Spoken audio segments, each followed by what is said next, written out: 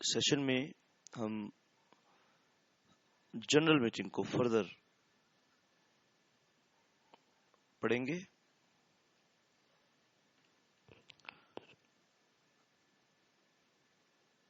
ये बेटा हम अपनी बात शुरू करते हैं।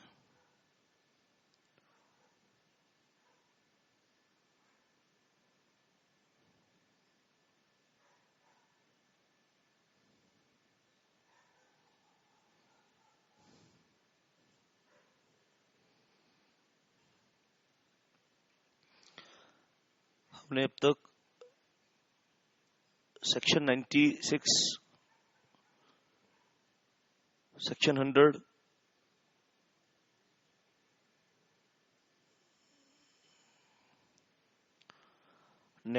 हमने किया एनुअल जनरल मीटिंग के लिए, और सेक्शन 100 हमने किया एक्स्ट्रा ऑर्डिनरी जनरल मीटिंग के लिए। दोनों सेक्शंस मैंने आपको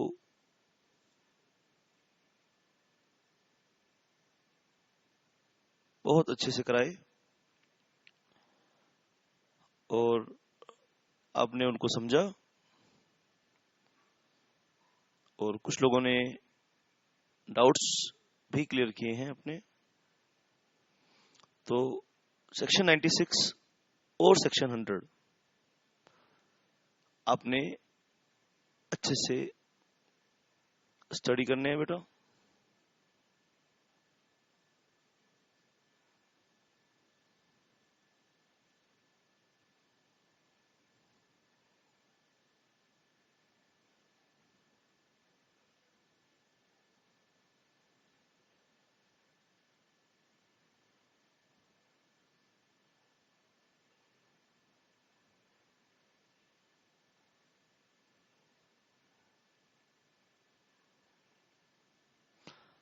आज के इस सेक्शन में हम क्या करने वाले हैं,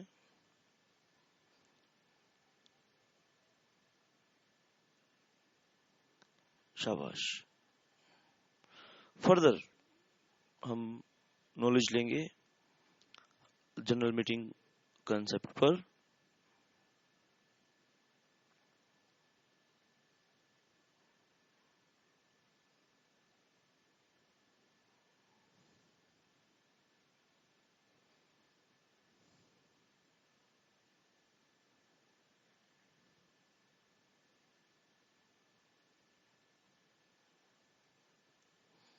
शाबाश,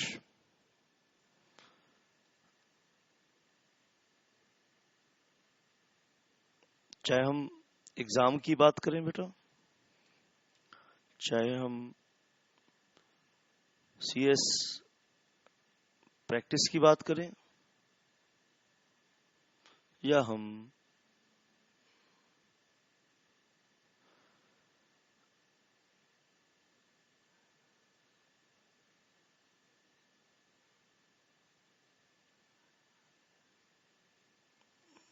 सीएस एंड एम्प्लॉयमेंट की बात करते हैं, तो किसी भी रिस्पेक्ट में आप बात कीजिए, ये सेक्शंस बहुत इंपॉर्टेंट हैं।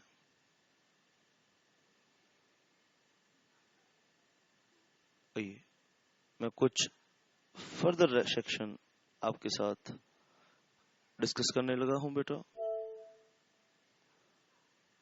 सेक्शन 102 हम कर चुके थे, और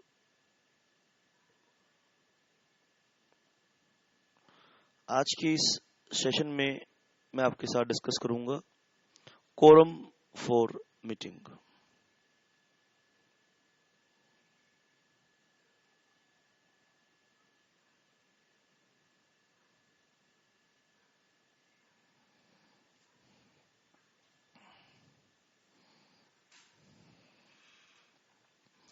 कोरम फॉर मीटिंग आज के इस सेशन के लिए हमारा टॉपिक है कोरम फॉर मीटिंग। शाबाश,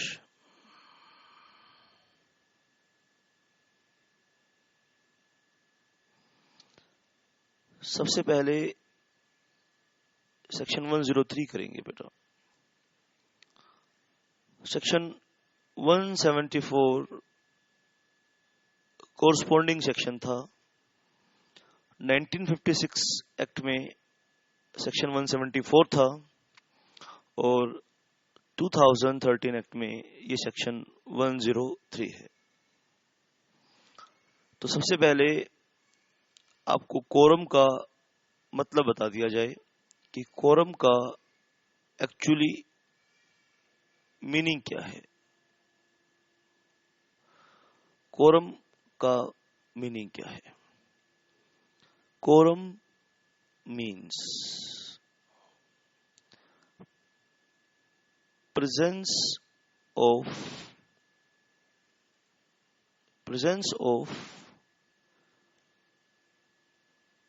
minimum number of members to constitute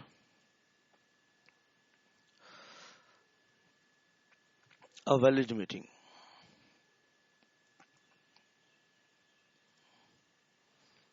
ठीक है बेटा। और इसको आप पढ़ते हैं section 103 of the companies act 2013। इस सेक्शन के साथ आपने क्या पढ़ना है बेटा? For the purpose of comprehensive knowledge on the topic, इस सेक्शन के साथ आपको पढ़ना है SS2। इसके साथ आपको पढ़ना है रूल्स 2014 और इसके साथ आपको पढ़ना है अमेंडमेंट रूल्स 2015। इतनी सारी बातें आप इकट्ठी पढ़ेंगे, सबको पहले समझेंगे। ठीक है। तो फर्स्ट स्टेप क्या है? स्टेप नंबर फर्स्ट, पहले अंडरस्टैंड कीजिए separate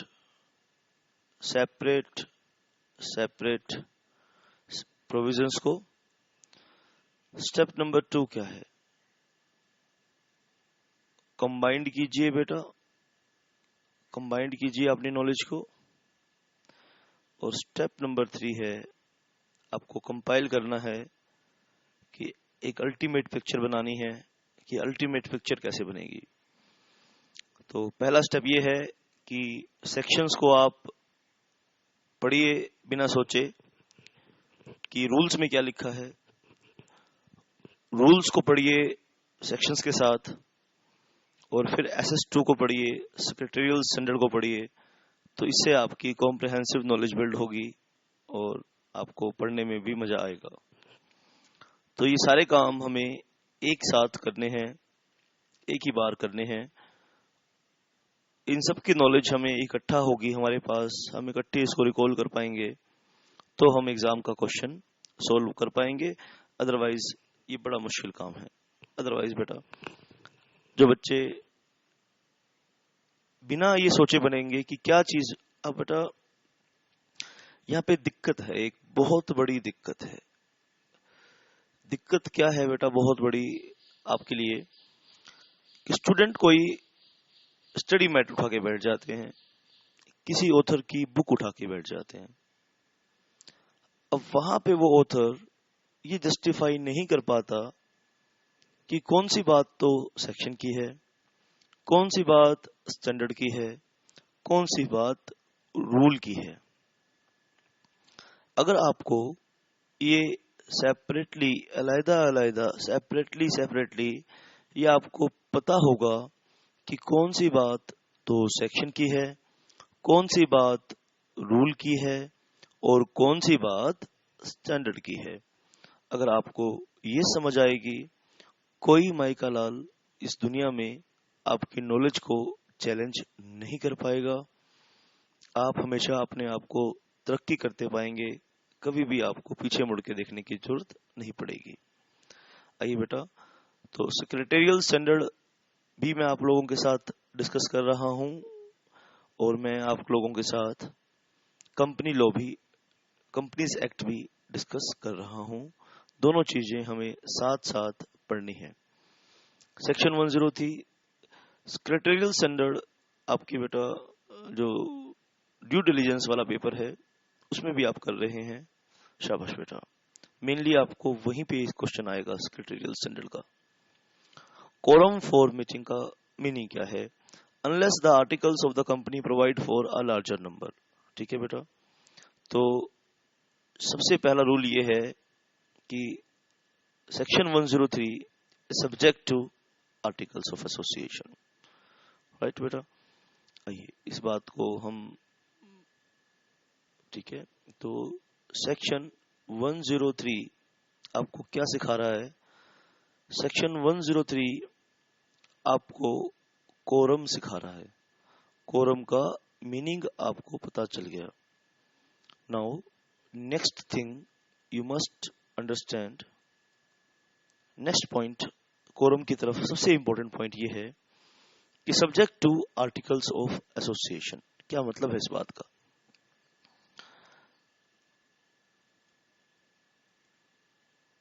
subject to articles of association, इसका मतलब यह है कि एक्ट की बात तब मानी जाएगी जब आर्टिकल्स इस टॉपिक पर साइलेंट होगा। इस बात का क्या मतलब है? इस बात का मतलब है कि इस बात का मतलब है कि आर्टिकल्स ऑफ एसोसिएशन की बात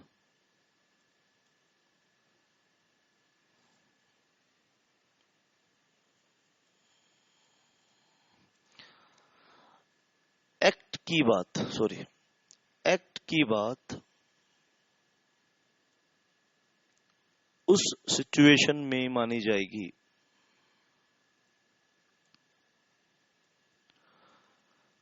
उस सिचुएशन में मानी जाएगी जहां आर्टिकल्स ऑफ एसोसिएशन साइलेंट हैं। अगर इस मुद्दे पर आर्टिकल्स ऑफ एसोसिएशन कुछ कहता है,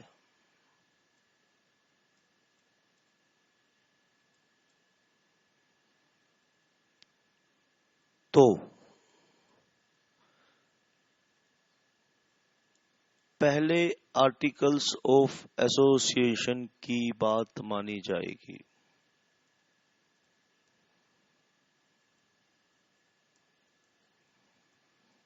आप इस रूल को नोट कर सकते हैं चाहे तो। क्या मतलब है बेटा यहां पे? शाबाश, इस बात का मतलब बताया मैंने। Subject to articles of association का क्या मतलब है कि आर्टिकल्स ऑफ एसोसिएशन भी कोरम पर कुछ बोल रहा है और एक्ट भी कोरम के ऊपर कुछ बोल रहा है। तो जब दोनों चीजें हमें रास्ता दिखा रही हैं तो हमारे मन में एक एम्बिग्यूटी आ जाती है कि एक्ट की बात मानी जाए कि आर्टिकल्स की बात मानी जाए। यहां पे हमारी एम्बिग्यूटी को दूर कर दिया एक्ट ने ही। एक्ट ने खुद ही कह दिया, आप पहले आर्टिकल की बात मानो।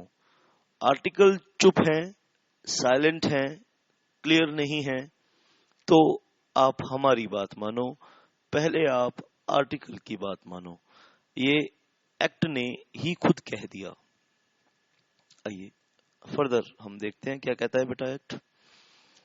Unless the articles of the company provides for a larger number. ठीक है, शाबाश बेटा। तो आइए इस चीज को हम फर्दर लेकर जाते हैं।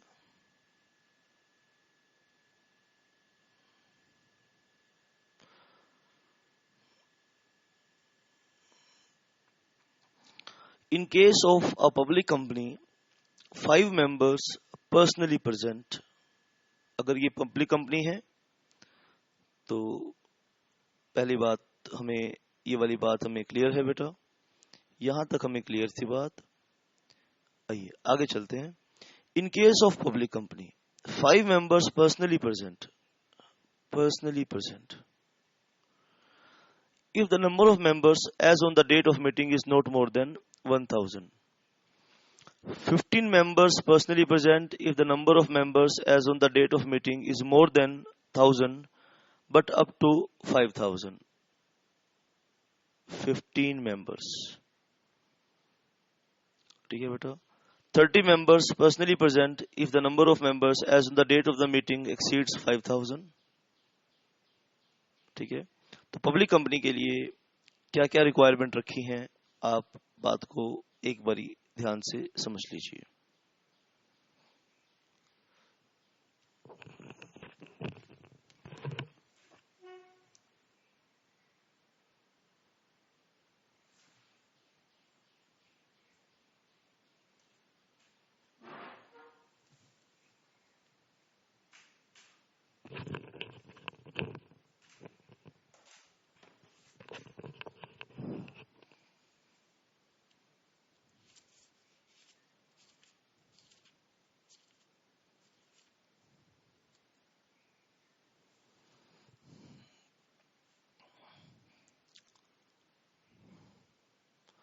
शाबाश।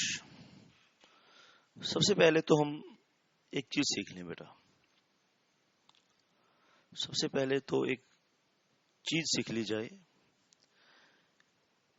यहां पे एक वर्ड आया है, शाबाश, एक वर्ड आया है बेटा यहां पर,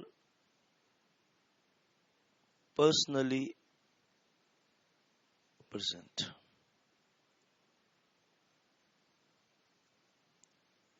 इन द मीटिंग।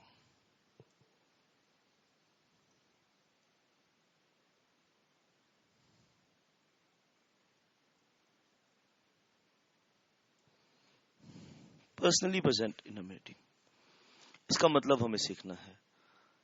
तो पहले हम सीखते हैं, ठीक है, एक क्वेश्चन और पूछते हैं इस क्वेश्चन को समझने के लिए। एक क्वेश्चन ये है, how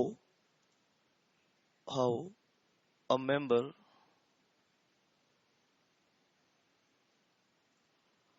can attend, how a member can attend general meeting.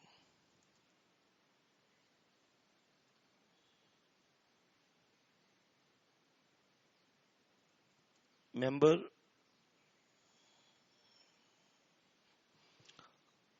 ठीक है बेटा, यहां पे मेंबर को हम दो पार्ट पे डिवाइड कर रहे हैं, इनफैक्ट 3 पार्ट पे डिवाइड कर देते हैं।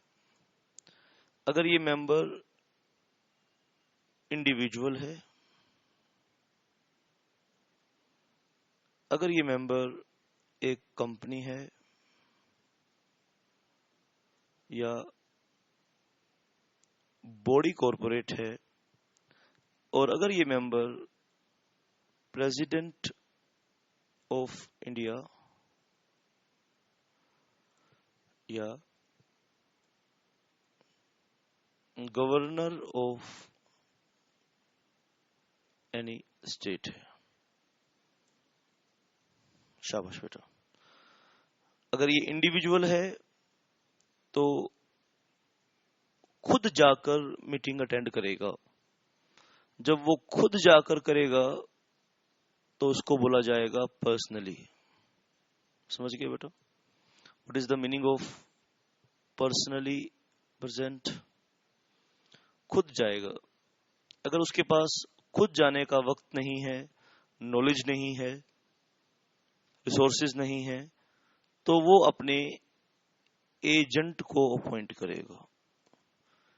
इस एजेंट को हम बोलेंगे प्रॉक्सी, राइट। तो क्वेश्चन है, how a member can attend general meeting. एक मेंबर अपनी जनरल मीटिंग किस तरह से अटेंड कर सकता है, इस सवाल का जवाब दे रहे हैं। अगर कंपनी है या ये बॉडी कॉर्पोरेट है, तो कंपनी और बॉडी कॉर्पोरेट तो आर्टिफिशियल पर्सन होता है, लीगल पर्सन होता है, नेचुरल पर्सन नहीं होता। ये मीटिंग अटेंड कैसे कर सकता है? ये देख नहीं सकता, ये सुन नहीं सकता, ये बैठ नहीं सकता। तो बताओ ये मीटिंग किस तरह से अटेंड करेगा? ये मीटिंग अटेंड ही नहीं कर सकता। अगर कंपनी या बॉडी कॉर्पोरेट किसी कंपनी के सदस्य हैं या मेंबर हैं, तो ये अपने रिप्रेजेंटेटिव के थ्रू मीटिंग अटेंड कर सकते हैं। और ये रिप्रेजेंटेटिव के थ्रू मीटिंग अटेंड करेंगे तो इसको पर्सनली प्रेजेंट माना जाएगा, ठीक है। अगर ये रिप्रेजेंटेटिव के थ्रू मीटिंग अटेंड करेंगे तो इन्हें पर्सनली प्रेजेंट माना जाएगा। हाँ, ये representative, that representative is equal to personally present. ठीक है बेटा, बोलो बात समझ में आई कि नहीं आई? हाँ,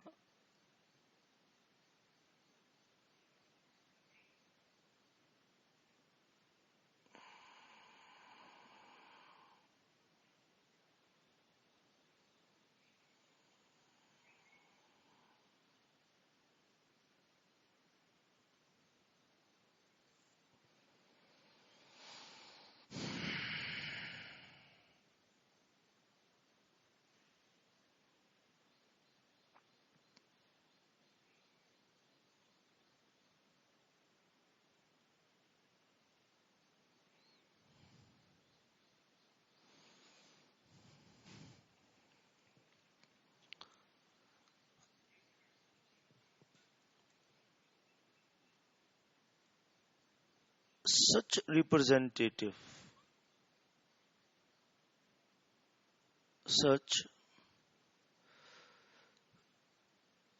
representative can also appoint his agent.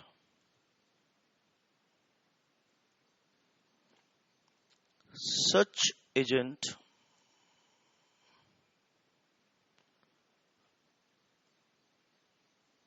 shall be deemed as proxy.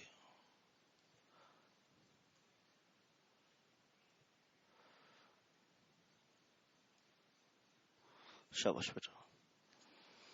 अब आप ध्यान से सुनिए, अगर कोई कंपनी है या कोई बॉडी कॉर्पोरेट है, वो अपने रिप्रेजेंटेटिव को अपॉइंट कर रही है,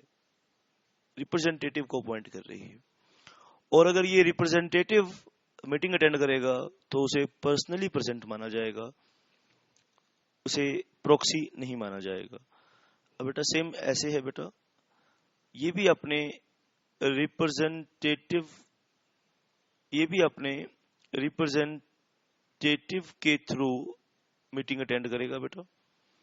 अब प्रेसिडेंट खुद तो जाएगा नहीं मीटिंग में, किसी कंपनी की मीटिंग है तो अब सवाल ये है कि प्रेसिडेंट या गवर्नर मीटिंग अटेंड कैसे कर सकते हैं? प्रेसिडेंट और गवर्नर कंपनी के मेंबर कैसे बनते हैं? अगर किसी भी कंपनी में सेंट्रल गवर्नमेंट की शेयर होल्डिंग है, हो सकती है, सेंट्रल गवर्नमेंट अक्सर कई कॉर्पोरेट्स के लिए, सेंट्रल गवर्नमेंट अक्सर कई कॉरपोरेट्स के लिए शेयर होल्डिंग करती है। अगर किसी कंपनी में सेंट्रल गवर्नमेंट मेंबर है तो प्रेसिडेंट के नाम शेयर होते हैं, और अगर किसी कंपनी के गवर्नर शेयर होल्डर हैं, अगर किसी कंपनी के स्टेट गवर्नमेंट शेयर होल्डर हैं तो वो शेयर गवर्नर के नाम होते हैं। तो अगर शेयर प्रेसिडेंट के नाम है, प्रेसिडेंट ऑफ इंडिया के नाम है, तो जनरल मीटिंग का नोटिस किसके पास जाएगा? प्रेसिडेंट के पास जाएगा। अगर कोई गवर्नर, अगर कोई स्टेट के गवर्नर, अगर कोई स्टेट गवर्नमेंट किसी कंपनी की मेंबर है तो नोटिस किसके पास जाएगा? गवर्नर के पास नोटिस जाएगा। तो अब सोचने की बात बेटा ये है कि सच प्रेसिडेंट और governor could not attend meeting due to protocol requirement. अब ये गवर्नमेंट या प्रेसिडेंट तो मीटिंग अटेंड करेंगे नहीं बेटा, क्योंकि इनके साथ तो पूरा तामझाम जाएगा, तो इतने स्पेस नहीं होगा वहां पे कि वो प्रेसिडेंट या गवर्नर जैसी बड़ी हस्ती को एकोमोडेट कर पाए जनरल मीटिंग में। इसीलिए ये कहीं लिखा नहीं है बेटा, ये कोई रूल नहीं है, मतलब यूजुअली ऐसा होता है कि वो अपने रिप्रेजेंटेटिव को अपॉइंट कर देते हैं। अगर ये रिप्रेजेंटेटिव मीटिंग अटेंड करेगा तो such representative can also appoint his agent. Such agent shall be deemed as proxy। ये अपने एजेंट को अपॉइंट कर सकते हैं, और जब वो अपने एजेंट को अपॉइंट करेंगे तो ये एजेंट प्रॉक्सी मान लिया जाएगा। ठीक है बेटा, तो आइए बेटा हम अपने सेक्शन पर वापस आते हैं। शाबाश बेटा।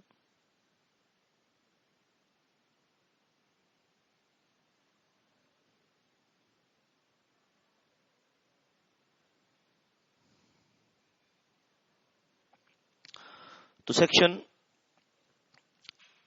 103 में हम ये बात पढ़ रहे थे बेटा, आप मेरी बात की तरफ ध्यान देंगे। इन अ पब्लिक कंपनी, अगर कोई पब्लिक कंपनी है तो पहले तो पब्लिक कंपनी को हम दो पार्ट पे डिवाइड कर रहे हैं। ठीक है बेटा, पहले तो बेटा आइए हम सीखते हैं। शाबाश। इस सेक्शन के पर्पस के लिए हम कंपनी को दो पार्ट पर डिवाइड कर रहे हैं। हम कहते हैं जी कंपनी यहां पर फॉर द पर्पस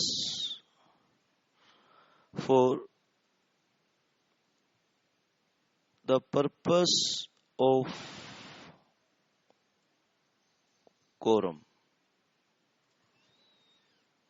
कोरम के पर्पस के लिए हम यहां पर कंपनी को दो पार्ट पे डिवाइड कर देंगे बेटा।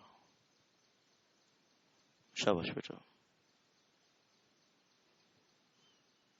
हम डिवाइड करेंगे यहां पर, या तो वो पब्लिक कंपनी है या वो प्राइवेट कंपनी है, या तो वो पब्लिक कंपनी है या वो प्राइवेट कंपनी है। लेकिन जो भी रूल हम यहां पर क्या किस चीज का एनालिसिस कर रहे हैं? सेक्शन 103 का एनालिसिस कर रहे हैं। शाबाश, आप ध्यान देंगे। सेक्शन 103 का हम एनालिसिस कर रहे हैं, लेकिन जो भी हम यहाँ रूल पढ़ेंगे, that rule shall be applicable in absence of articles of association. This rule shall be applicable to the public company if the articles of this public company is silent on the topic quorum. तो ये section 103 का rule follow हम करेंगे। ये जो section 103 का हम rule पढ़ेंगे बेटा, ये इस प्राइवेट कंपनी पर तभी लागू होगा अगर इस प्राइवेट कंपनी के आर्टिकल्स ऑफ एसोसिएशन इस रूल को लेकर साइलेंट होंगे। अगर आर्टिकल्स ऑफ एसोसिएशन इस रूल्स को लेके साइलेंट हैं तो हम प्राइवेट कंपनी के लिए सेक्शन 103 का रूल पढ़ेंगे। एक बार हम आओ देख लेते हैं कि आज के सेशन में हमने क्या पढ़ा है। सेक्शन 103 हम कंटिन्यू करेंगे बेटा नेक्स्ट सेशन में। तो सेक्शन 103 का मतलब क्या है? Means presence of minimum number of members to constitute a valid meeting. ठीक है बेटा, to constitute a valid meeting, शाबाश। Means presence of minimum number of members to constitute a valid meeting, quorum का मतलब है। इसके लिए हमें क्या पढ़ना है? सेक्शन 103 पढ़ना है बेटा, SS2 हमें पढ़ना है, रूल्स 2014 पढ़ने हैं, अमेंडमेंट रूल्स 2015 पढ़ने हैं। ये सब की नॉलेज हमें चेक करना है कि रूल्स में कोरम के ऊपर क्या दिया है। अगर कुछ दिया है तो उसको मिक्स कर देंगे साथ में। हम देखेंगे अमेंडमेंट एक्ट, अमेंडमेंट रूल्स जो हुए हैं, क्या उस पे कोरम के लिए कुछ बोला है? अगर हाँ तो उसको ऐड कर देंगे। स्टेप फर्स्ट क्या है? पहले आप एक्ट को पढ़िए, रूल्स को पढ़िए, स्टैंडर्ड को पढ़िए। स्टेप 2 क्या है? सारी नॉलेज को कंबाइन कीजिए और चीजों को कंपाइल कीजिए, फिर आपको कोई भी दिक्कत नहीं आएगी। तो पर्सनली प्रेजेंट आर्टिकल की शुरुआत बेटा सेक्शन 103 सब सेक्शन 1 की शुरुआत इस तरह से होती है कुछ। वो कहता है कि subject to articles of association. क्या कहता है बेटा आपको? Subject to articles of association. इस बात का क्या मतलब है? इस बात का मतलब है कि एक्ट की बात उस सिचुएशन में हम मानी जाएगी जहां आर्टिकल्स ऑफ एसोसिएशन साइलेंट है। अगर इस मुद्दे पर आर्टिकल्स ऑफ एसोसिएशन कुछ कहता है तो पहले आर्टिकल्स ऑफ एसोसिएशन की बात मानी जाएगी, एक्ट की बात पहले नहीं मानी जाएगी। इसके अलावा हमने क्या सीखा बेटा? इसके अलावा हमने सीखा सेक्शन 103 पर्सनली प्रेजेंस की बात कर रहा है। अब हमें यह पता होना चाहिए कि what is the meaning of personally present in the meeting. तो इस क्वेश्चन का जवाब ढूंढने के लिए हमें एक और क्वेश्चन पे हम गए हैं। How a member can attend the general meeting. एक मेंबर जनरल मीटिंग को कैसे अटेंड कर सकता है? ठीक है बेटा, how does a member can attend a general meeting. तो how does a member can attend general meeting, इस क्वेश्चन को हमने 3 पार्ट पे 3 सिचुएशन में बांट दिया है। अगर एक इंडिविजुअल मेंबर है तो क्या होगा? अगर एक कंपनी या बॉडी कॉर्पोरेट मेंबर है तो क्या होगा? और अगर प्रेसिडेंट या गवर्नर मेंबर है तो क्या होगा? अगर इंडिविजुअल है तो वो खुद पर्सनली मीटिंग अटेंड कर सकता है बेटा, खुद जाके मीटिंग अटेंड करेगा। प्रोक्सी के थ्रू भी मीटिंग अटेंड कर सकता है बेटा, 2 तरीके से मीटिंग अटेंड कर सकता है। अगर एक कंपनी या बॉडी कॉर्पोरेट मेंबर है तो वो अपना रिप्रेजेंटेटिव अपॉइंट कर सकती है, और जब ये रिप्रेजेंटेटिव मीटिंग अटेंड करेगा तो मान लिया जाएगा कि कंपनी ने पर्सनली मीटिंग अटेंड करी है। हाँ, ये रिप्रेजेंटेटिव प्रोक्सी भी अपॉइंट कर सकता है। President of India, governor of India भी अपना रिप्रेजेंटेटिव अपॉइंट कर सकते हैं, और जब ये रिप्रेजेंटेटिव अपॉइंट करेंगे तो ये मान लिया जाएगा कि such representative if such representative attends the meeting, तो ये मान लिया जाएगा कि प्रेसिडेंट ऑफ इंडिया या governor of any particular state ने पर्सनली मीटिंग अटेंड की है। हाँ, ये रिप्रेजेंटेटिव अपना प्रोक्सी भी अपॉइंट कर सकता है। ये आपने सीखा बेटा अब तक। For the purpose of quorum, section 103 में जो रूल पढ़ेंगे, for the purpose of quorum हम कंपनी को 2 हिस्सों में बांट देंगे। पब्लिक कंपनी के लिए सेक्शन 103 की रिक्वायरमेंट कुछ अलग तरह की है, और प्राइवेट कंपनी के लिए सेक्शन 103 की रिक्वायरमेंट कुछ और तरह की है। आप क्या करेंगे बेटा? अगर आपके पास एक्ट है या आपके पास स्टैंडर्ड है तो आप इस बात को आप एक्ट से पढ़ेंगे, रूल्स भी पढ़ेंगे और स्टैंडर्ड से पढ़ेंगे, और नेक्स्ट सेशन का इंतजार करेंगे। इस टॉपिक के ऊपर कोई डाउट है तो आप मुझे फोन भी कर सकते हैं, आप मुझे व्हाट्सएप भी कर सकते हैं, और आप लाइव सेशन भी अटेंड रिक्वेस्ट कर सकते हैं। That's it for this session. Thank you very much.